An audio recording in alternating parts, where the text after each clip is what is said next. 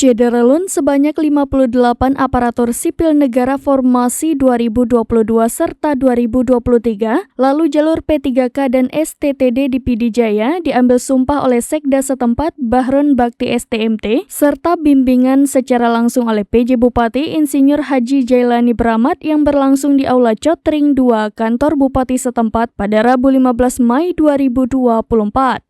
Ke-58 ASN yang diambil sumpah itu masing-masing P3K 48 orang dengan rincian 19 tenaga kesehatan, 19 tenaga guru, dan 8 orang tenaga teknis. Lalu 1 orang STTD dari Kementerian Perhubungan, 4 orang pembibitan STTD Puslit Bank LANRI, dan 7 orang sisa formasi 2022.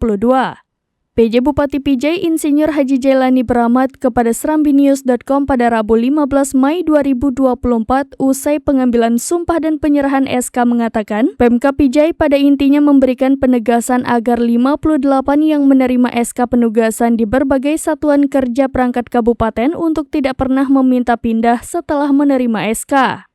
Disebutkan juga sejatinya setelah memperoleh SK dengan jangka waktu pengabdian di Pijai, tidak perlu mengurus pindah tugas sebab negeri Pijai saat ini memiliki kinerja pemerintah yang sangat baik lewat kekompakan semua pihak. Maka dengan adanya suasana demikian, agar betahlah di negeri berjuluk Japakeh ini. Ditambahkan Insinyur Jailani agar terwujud kinerja para ASN baru ini kepada SKPK yang ditempatkan mereka untuk melakukan pembinaan secara arif dan bijaksana. Dari Pidijaya, Idris Ismail, serambinews.com.